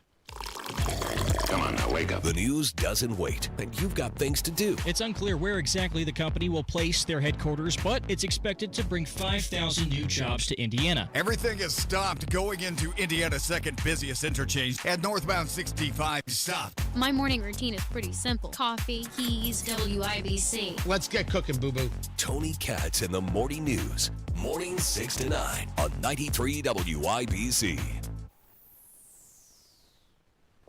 Looking for a cozy spot to relax, work, or grab your coffee to go? LC Coffee House in Noblesville, Indiana has you covered. Try our indulgent affogato, a sweet blend of espresso and ice cream. Or sample our coffee flights to discover your perfect brew. In a rush, our drive-thru is ready to serve you fast and fresh. Need a space to collaborate? We offer meeting rooms perfect for co-working. Whether you're grabbing a quick drink or spending the day with us, LC Coffee House is the place to be. Attention Indiana homeowners, are you dealing with a wet and moldy crawl space? Hi, I'm Adam Swain with Swain Co. Crawl Space and Basement Repair, your real, local, Indiana family-owned experts dedicated to fixing your crawl space right the first time. And with our new, no interest, no payment financing, you can get the repairs you need without breaking the bank. Don't let crawl space water problems dampen your spirits. Call Swain Co., Indy's most trusted waterproofing experts at 317-407-1868 or swaincollc.com. WIBC cares, and if you or someone you care about needs food assistance, we have resources for you, including food distribution locations with an interactive map. Also, learn how you can make a difference for friends and neighbors in need, all at WIBC.com. As a caring adult of a 7th or 8th grader, you may see their college plans as a distant process, but in reality, it'll be here in no time. Think about it. Your child could be heading to college by the time you pay off your next car. There's a good reason for middle schoolers and you to start planning their path to college today. This message is brought to you by the Indiana Youth Institute. Indiana's 21st Century Scholarship provides eligible students with up to 4 years of paid college tuition. So here's what you need to know. It is key that we make sure every eligible child is enrolled in the program. Requirements vary dependent upon age, and early sign-up is available for 7th grade students. For more information on the 21st Century Scholarship, visit learnmoreindiana.org/scholars. This Kids Count Minute is a message from the Indiana Youth Institute. For more parent tips, visit IYI.org. Kids count on you. Are you prepared for an emergency or disaster? Because it's not a matter of if, but when. Don't find yourself saying, when the storm rolls in, my time to find a pet-friendly evacuation center will have run out. The scorching heat wave will leave me powerless to cool my insulin. I'll face a hurricane without meds. Now that's a tough pill to swallow. Let's prepare so we all have a better story to tell. Get started at ready.gov/older adults. Brought to you by FEMA and the Ad Council. You let him try violin because you love him. And if you love him that much, love him enough to make sure he's buckled up and in the back seat. Find out more at nhtsa.gov/the right seat. Brought to you by the National Highway Traffic Safety Administration and the Ad Council. Latrell spent more than 8 years in foster care. His world changed when he was adopted at 15 with help from the Dave Thomas Foundation for Adoption. I think about how much we love him, and I wish we could have had him for his entire childhood. The foundation is changing the lives of thousands of teens waiting in foster care. You can help. Learn more at davethomasfoundation.org. Friendly reminder to change your filter. Head on over to our website at familyhvac.net for some of the best pricing on filters around. Family Heating and Air is your trusted local independent American Standard heating and air conditioning dealer. This hour powered by Family Heating and Air, your American Standard air dealer. Nobody cares for you like family. Indy Humane. Find your new best friend today. Visit indyhumane.org. Watermelon nights are racing, all the teardrops on your face. Watermelon nights. You're listening to Saturday Night on the Circle on 93 WIBC. Oh, don't be Welcome back to Saturday Night on the Circle, where I'm your respectable curmudgeon, Ethan Hatcher. And that's producer Gavin, beep, beep, beep, beep, beep, on the board, pushing the buttons and doing the things to make the show function. Unfortunately, the specter of socialism has descended on some of America's most prominent cities. I'm, of course, referring to the victory of Zohran Mamdani, the foreign-born Muslim socialist who won the mayor's race in New York City. And then also this Katie Wilson, who eked out a victory over Brian Harrell in Seattle by just a few thousand votes or so. A very, very close election, but securing victory just the same. And she seems to be, much like Mamdani, a complete failure in her personal life, has basically no professional working experience, relied on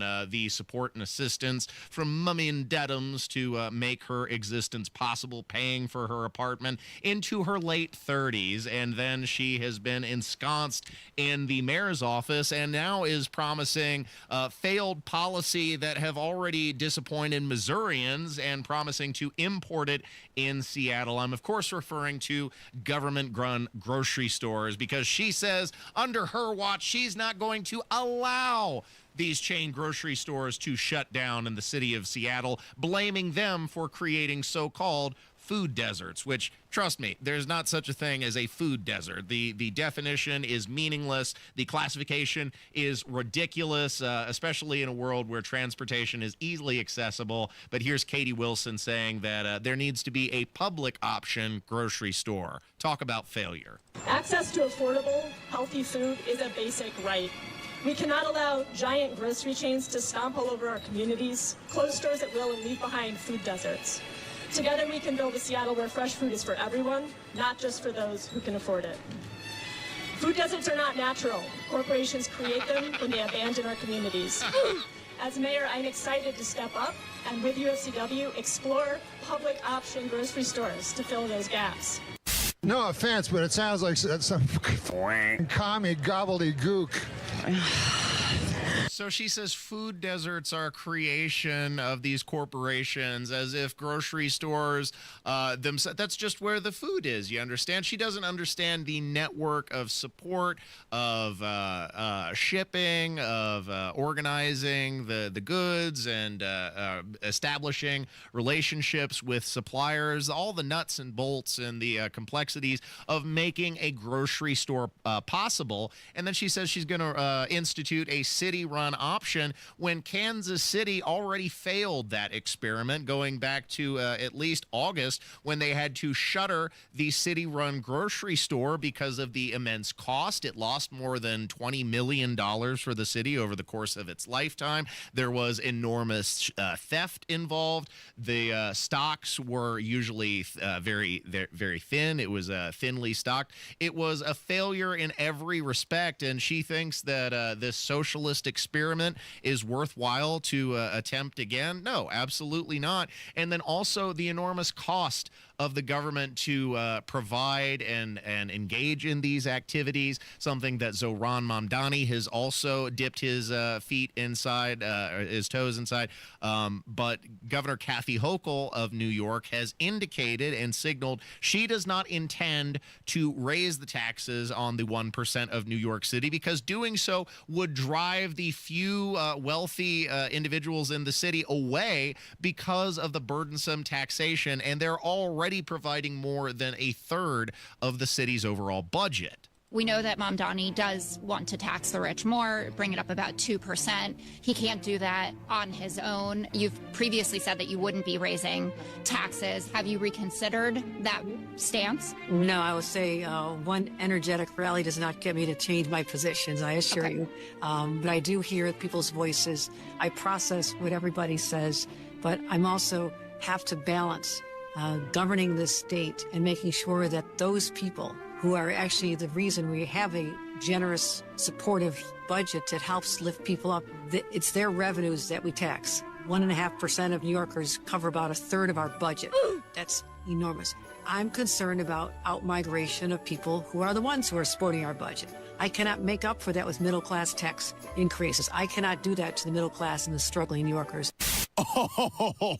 Well. So Ron Mamdani is going to run against reality in very short order, because he does not have the taxing authority on his own to increase the taxes on this wealthy 1%. And all the time you hear these socialists talking about, oh, well, the rich need to pay their fair share. They need to pay their fair share.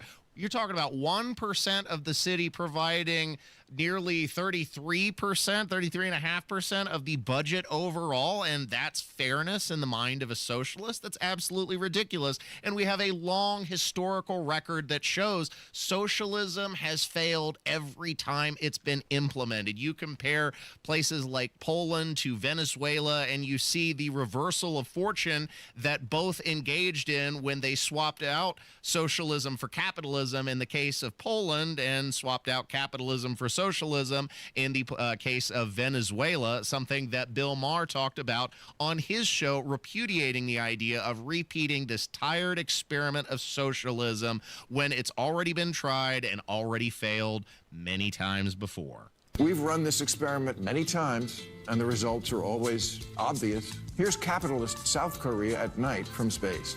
Here's socialist North Korea. Yeah. In 1990, Venezuela was wealthier than Poland. But then Poland, finally free of Soviet-style economics, went all in on capitalism. And now their economy is as big as Japan. And people there have high wages, low inflation, cars, vacations, homes. Meanwhile, Venezuela traded capitalism for Hugo Chavez's socialism for the 21st century, which turned out to be like socialism in the last century, or any century. A mess. It turned one of Latin America's richest countries into one of its poorest. Low wages, high inflation, shortages, outages, 8 million people fleeing. If you think New York can somehow reinvent this wheel, you're in for a rude awakening. He's out of line, but he's right. Awakening. I like that turn of phrase there from Bill Maher. He's the comedian, of course. He knows what he's doing. But New York City is going to be in for a very rude awakening, because now not only are they going to be tasked with the burden of socialist implementation in their city, but they are also going to be confronting the dual evil of the Islamic Caliphate, of Sharia law being invited into their city. And there was a very ominous meeting that Zohran Mamdani had at a local mosque following his victory, and you can hear the crowd literally chanting in the background, Allahu Akbar. New York City is cooked. It is such a pleasure to be here alongside so many friends, and so many for whom today is the first time I'm having the opportunity to meet you. And this is the first Jumu'ah that I have been to since we won our election on Tuesday. And it was an election where we made history.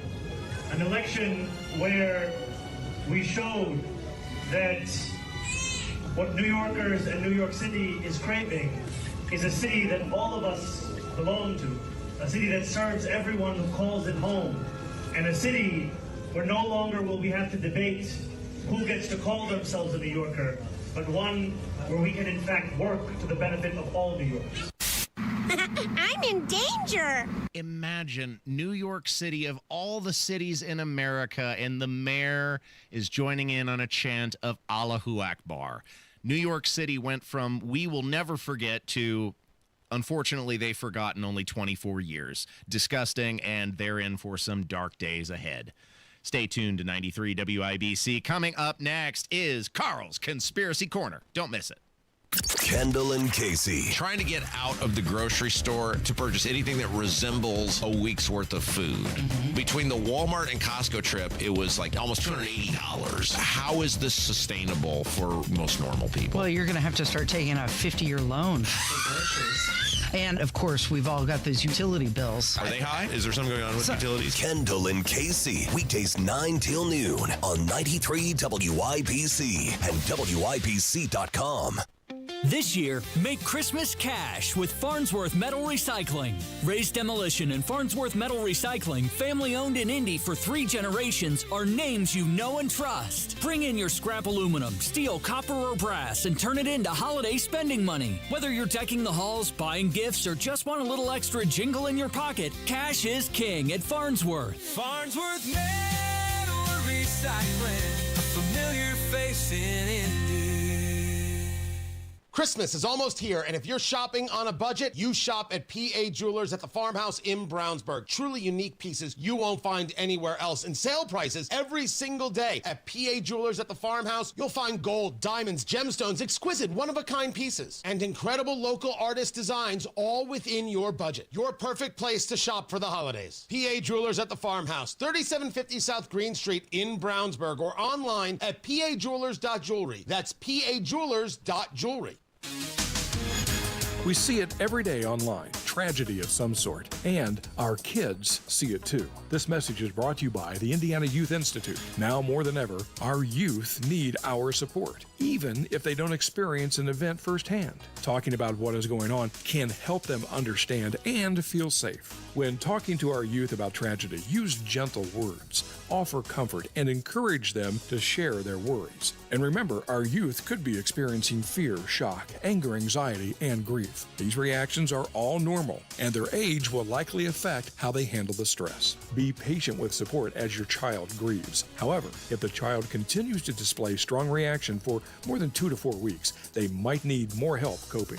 This Kids Count Minute is a message from the Indiana Youth Institute. For more parent tips, go to iyy.org/kids. Kids count on you.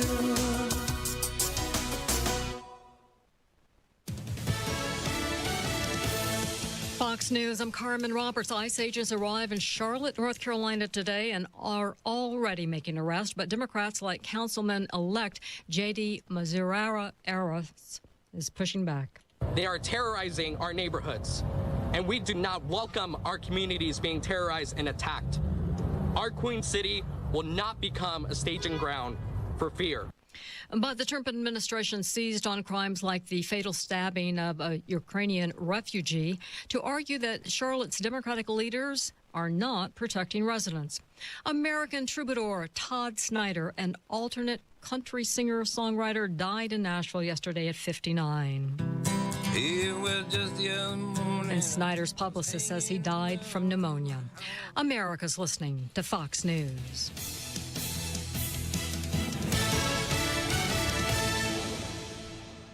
Food insecurity is an urgent problem, one that impacts real Hoosiers. You can help today. Gleaners needs donations. Your contribution goes further with Gleaners. For every $10 you give, Gleaners leverages their resources to turn your $10 into $90 worth of groceries for families who desperately need help right now. Your gift benefits local community members, and every dollar counts. Gleaners also needs volunteers now to help with warehouse distribution. Go to gleaners.org and donate or get involved today.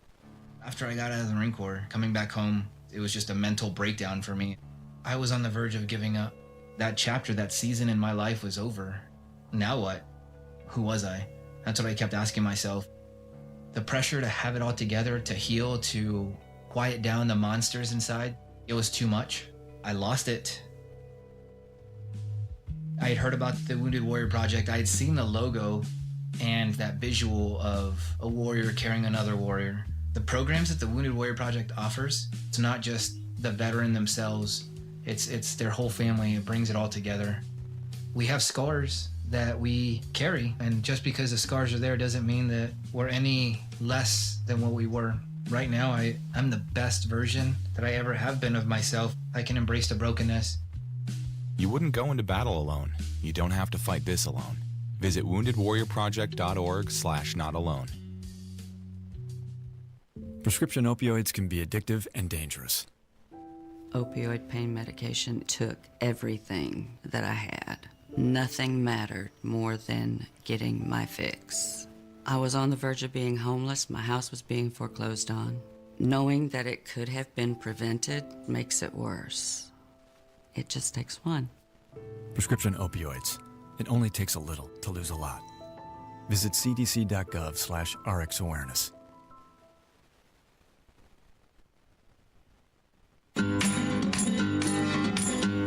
Don't sing if you want to live long. They have no use for your song. You're dead, you're dead, you're dead, you're dead and out of this world. You're listening to Saturday Night on the Circle on 93 WIPC. You'll never get a second. Welcome back to Saturday Night on the Circle. I'm your bohemian codger, Ethan Hatcher, and my podcasts are uploaded to WIBC.com and my personal podcasting page, Saturday Night on the Circle.fireside.fm. And we're streaming live on the YouTube machine, 7 to 9 every Saturday night. Hop in the chat and join the fun. Following the 43-day government shutdown, the longest in United States history, what can we say was won for the American people? Was it the Biden-era spending levels that will continue unabated? Or perhaps the socialist wins in American cities like Seattle or New York? Perhaps the victory of the ominously violent Attorney General-elect of Virginia? What has become painfully evident is that while Democrats capitalized on national pain, Republicans only succeeded in securing the status quo, ensuring our continued national decline, all while liberals laugh and dance across the ashes of our once great nation. Returning from his battle against the forces of evil on a secret mission to parts unknown is the ever-intrepid investigator sniffing out the shadowy machinations of maniacal globalists, our beloved hero, producer Carl, who joins us for another edition of Carl's Conspiracy Corner. You're listening to Carl's Conspiracy Corner. The truth is out there. Have you ever seen a commie drink a glass of water? Well, yeah, I can't say I have. The views expressed by Conspiracy Carl are those of Carl and Carl alone. They are not the views of his station or its distributors. I mean, obviously. For the safety of all involved, we have now separated ourselves to two distinct broadcasting bunkers in undisclosed locations. Tell me, producer Carl, how long did it take you to dig out the new bunker? Because I'll tell you, excavating soil and keeping it all secret, that is a chore. That's a task. Well, we're separated so that we'd have redundancy. So in case they take out one of us, one would still be alive. Absolutely. Just like the president of the United States and the vice president, they both can't attend important state functions lest one of them be taken out. So it's no less important for trained professional broadcasters like us doing another edition of Carl's Conspiracy Corner. Yeah, fantastic. So, yeah, I'm on a remote location.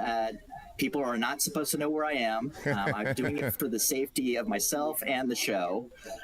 You wouldn't believe how difficult it was to get an internet connection down here. Yeah, lots of work, lots of engineering work to iron out behind the scenes as well. Thankfully, we had help from many people in the station who lent a hand. And, of course, you've been hard at work as well. How much equipment have you had to buy and stock up there in the bunker? Too much. Too much indeed. To my wife's chagrin. Okay, so tell me what your impressions are following the government shutdown. Do Republicans have any real reason to be celebrating here? Should we be celebrating victory as Donald Trump and Mike Johnson, Speaker of the House, are attempting to frame this? Well, their victory was the status quo, as you were saying. I mean, nothing's changed except we have a new due date for another government shutdown in January. Wonderful. I think that one will likely be averted because we can't continue the pain, at least at this point. Well, averted in the sense that they will delay this until the midterms because this is all planned out. Well, yeah, I mean, it does seem very strategic in the way it's been executed. It's very convenient that Democrats decided to finally relent and allow the continuing resolution to come for a vote, but only after the pivotal elections in November. And I think that the pain they inflicted was enough to at least secure victory in those remote elections, like Mamdani with New York, although he was likely to succeed anyway. I think the real surprise is that little socialist whack job in Seattle that managed to eke out a victory. And now, what's his name? Mayor Brian Harrell, I believe it is considering challenging the election results. Like that's going to work. Sure. Well, you know, I mean, he's saying that there seemed to be suspicious activity surrounding the election. So now they're claiming election fraud, too. Yeah, anything regarding the left is suspicious. And so this is my disappointment with the whole government shutdown to begin with.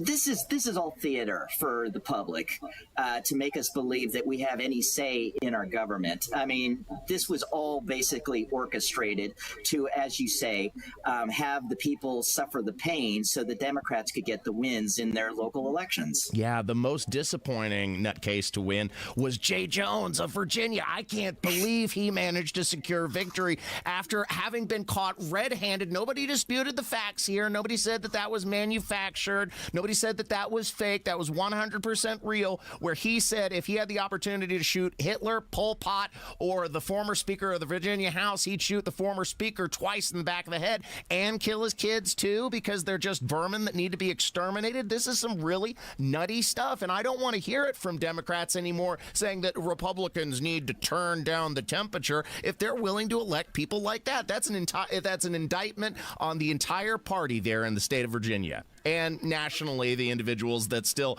tried to excuse that kind of language from being utilized to begin with. Well, the Republicans are all the usual foil as usual. They always allow the Democrats to get these wins. So, I mean, it could be argued that the government shutdown purposely was held so that they could get these wins. There's no other explanation for this. I mean, the Republicans, they could have gotten the messaging out there. It's like, come on, people, look what's going on. They're just trying to get your ire up so you'll vote for them. The Democrats and the left always cause these problems, and yet their voters continue to vote for them. Gee, I guess we don't have enough socialism. Well, there was an interesting lack of messaging surrounding the reality of the situation, that Republicans needed an additional 7 Democrat crossover votes in order to secure cloture and close debate and force a vote to be taken on the issue. That to my mind, that was not elucidated resoundingly enough from leaders like Speaker Johnson or Majority Leader in the Senate, John Thune. Well, I don't know what to say. There's always going to be members in the Democrat Party that are going to be in semi-risky districts where Democrat leadership will allow them to cross over to get the goal of opening up the government again. And those that are in strong blue strongholds, they can continue to say, no, we are resisting. Well, and then you had these silly liberal women celebrating victory, like of that socialist Zohran Mamdani. It's just ridiculous. And of course, they were tongue-in-cheek saying, oh, yeah, you know, bring on the Islamic Caliphate. We're all going to live under Sharia law. Huzzah. And thinking that they're going to be mocking Republicans. But I think that those young ladies are about to find out in short order. Let me play this audio. Real law starts now. Absolutely. Zohran Mamdani, Islamic Caliphate, our brother in Islam, Islamic Caliphate of New York starts today. Oh, that's gross. That's nuts. Well, here's the thing. I think that they are actually trolling, understanding that this would go viral. But here's the truth of all socialism. Socialism will always turn ugly because it will never work. The people are not going to get lower rents in Manhattan. If he puts a ceiling on rents, guess what? There's going to be less housing, and the quality of your housing will be worse. So their answer is going to be, well, we need more socialism, which would cause even more problems. So these women are going to be laughing, but they're also going to be leaving New York City. Well, they're not going to be laughing for long because Zohran Mamdani definitely is going to enact some judicial interference with the criminal justice system. He's already got plans to replace police officers with social workers and have those be right. Well, the thing is, it's already being implemented under Mayor Eric Adams, and it's failing abysmally. If you thought crime was bad in New York City before, under Zohran Mamdani, it's going to be substantially worse. Let's not forget that Kathy Hochul, the governor of the state, had to send out the National Guard just to secure safety for the people riding on the subway. And then now Zohran Mamdani is saying that violence is a construct and we need to be giving these offenders a second, a third, and a 99th chance to cause chaos on our streets. And I think the people of New York are going to have a real price to pay, especially vulnerable young women like those folks. And yeah, I agree. I think that they're trolling, but they're not going to be laughing for long. The smugness is going to wear off real quick when they find themselves at the end of a knife. Well, and some of these policies are implemented here in Indianapolis. I mean, the fact of like the peace tents, repeat criminals, out on the roads over and over again is basically the same thing. It's a construct. They don't want to send them to prison. Well, yeah, I mean, we saw evidence of that, like with last year, Tremaine Harris. I'm not sure if you remember. He was the individual who had at least 9 different instances of driving without a license in the last decade, in the 10 years since he was even legally able to have a license, and it went unenforced. Of course, Ryan Mears has no intention of enforcing the law around here, especially with when it comes to traffic violations like that. And it took him driving in excess of 99 miles an hour. I think it was over 100 miles per hour when he was barreling down State Road and New York Street when he hit that family of 6. And you're going to see more stuff like that. Just like in Indianapolis, it's going to be tenfold worse in New York City. It's already bad. So, I mean, there's not a lot of cause to celebrate post-government shutdown. And the only thing that Republicans managed to accomplish outside of securing the status quo is allowing the Democrats, like you said, to present a narrative and capitalize on the pain of American people enough to push these far left radicals over the finish line in some key elections across America. I don't think this is going to be a bellwether ultimately, because these are already blue-leaning states, but Republicans need to sit up and pay attention, especially the conservatives, because things are not looking good right now. Well, what's frustrating is that the MAGA crowd who voted in Trump, they seem to have believed that with Trump in power, things were going to get resolved. But as you can see, nothing's getting resolved. Trump promised to fire a lot of people during this government shutdown. They're all coming back with back pay. Mm-hmm. And now he's also singing the praises of H-1B visa workers, which is totally in contrast to the messaging that he put out in 2016, in 2020, and in the lead up to the election in 2024. He was very consistent, but now he seems to have sold American citizens down the river. So there's unfortunately just not much to celebrate. You know, I wish we could celebrate with happier stories with my return back to the show. Well, you know, that's the thing. When news is bad, it's good for us because at least it gives us something to talk about. Unfortunately, we're running long, so we got to leave it there. Producer Carl, it's wonderful to have you back, and I hope we're going to do a lot more of these conspiracy corners in the future. Now that we're separated, we got the 2 separate broadcasting bunkers, so there's redundancy in the system. That's if the deep state doesn't cut off our connection. Oh, very true. They can interfere with the internet at any time. Bill Gates is sitting there with a pair of scissors. Thanks, Producer Carl. Thank you. Stay tuned to 93 WIBC. You're listening to Saturday Night on the Circle. Scrolling all day, clickbait everywhere. But the facts, they're harder to find. WIBC didn't just report the story, they really got into why it matters. CEO of First American Nuclear believes we're heading into America's nuclear renaissance. In 100 years, all successful nations will be powered by nuclear reactors. For the sake of our children, I'd like the U.S. to be one of them. Oh, I check the WIBC website before I even open social media. Online, on social, on air. Stay in the know while you're on the go with 93 WIBC and WIBC.com. To protect his family from disaster, Steve used his camera phone. Done. By taking pictures of his important documents, Steve can always have them stored online. Learn more simple disaster prep tips at ready.gov. A message from FEMA and the Ad Council. Heard about Galaxy Concrete Coatings and their transformation? Your neighbor Chip did. I'm a real car guy, and I have a garage that I got tired of fighting the epoxy fight. Finally, I saw something on Facebook, and I got interested in Galaxy. Looked like a real good solution to me. Homer business, Galaxy's got you covered. My house is on a post-tension slab. It can get cracked, so what these guys did was they came in and they grooved out all those little cracks, and now it's one complete lovely surface, very pleasant on the eyes. Transforms pools, patios, garage floors, driveways, and more. And Galaxy Concrete Coatings comes with a lifetime warranty. You can just tell by looking at it, it's going to be impervious to anything I can throw at it for as long as I can imagine. And I haven't looked back since. I love it. Click on Galaxy Concrete Coatings today. And remember to like us on Facebook.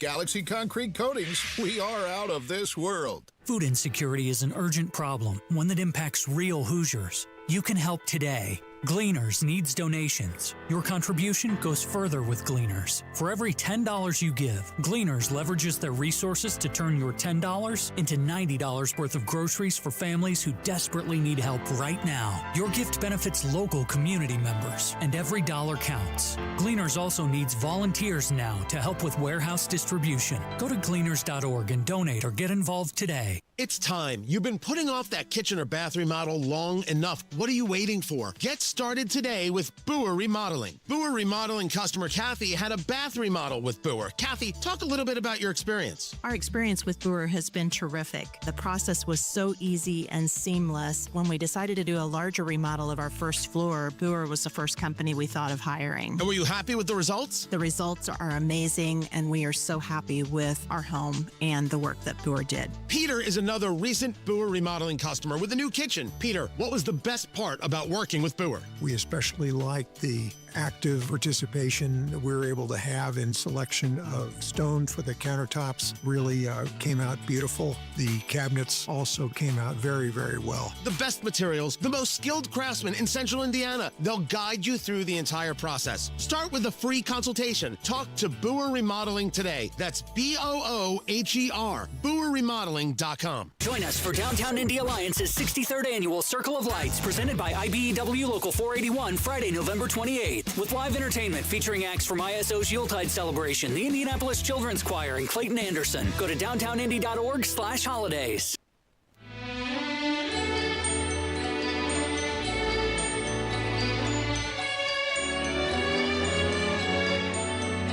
This is Saturday Night on the Circle on 93 WIBC. Welcome back, ladies and gentlemen. This is the final segment of Hour 2. The final segment of Saturday Night on the Circle, for that matter. Thanks for spending your Saturday evening with me. I appreciate the support as always. I'm your respectable curmudgeon, Ethan Hatcher, sharing some sage wisdom from Bill Maher. Of course, he was commenting on a lot of jealous bints that take issue with the fabulous figure of one Sydney Sweeney, and Bill Maher is not putting up with that. And I appreciate this man. New rule, stop hating on Sydney Sweeney for having great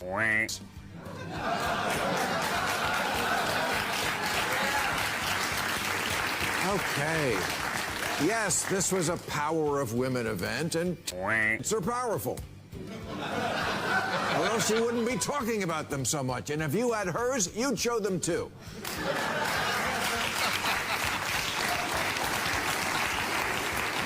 Everybody uses what they have while they have it. So good for her for recognizing that, because we know she won't be wearing this dress in 20 years unless it's to the SAG Awards. Boobies? Chicklys, Chablangas, Bazoomas. In my experience, people only go to these films to observe the undraped form of the native girls. Like, look, artists have been rejoicing in the female form for centuries, and people like Sydney Sweeney to Billie Eilish or Christina Hendricks, they're all doing the Lord's work, and God bless them. Everyone. Another woman who has faced similar stigmatism for her figure is a young woman, 27-year-old mother of 3 from Toronto, Canada by the name of Lila King, who says that she faced excoriation from a bunch of jealous teachers and parents when she was going to pick up her children from school because of her enhanced chestular area. She wears a size P bra. I didn't even know they made size P bra. That's the 16th letter of the alphabet. That is certainly more than a handful, an ample figure. And to deal with this stigmatization and ostracization and outrage that her figure causes, she has since decided to launch an OnlyFans account to make the most of her situation. Apparently, at one point, she had contemplated a reduction at a younger age, but just doesn't want to go through the surgery and, the scary potential side effects that a surgery can exact. And I don't blame her one bit. In fact, I encourage all of you who are interested to support her endeavors. Give her a donation on her OnlyFans account and, support the Lord's work that she is certainly doing there. If you want to help support her, go ahead and do so. Do something generous today and pay it forward. Unfortunately, that's all the time I've got, ladies and gentlemen. Thanks for spending your Saturday evening with me, and I'll leave you with my parting words of wisdom as always. Wherever you are, whoever you're with, whatever you're doing, remember that life is a state of mind. See you next week.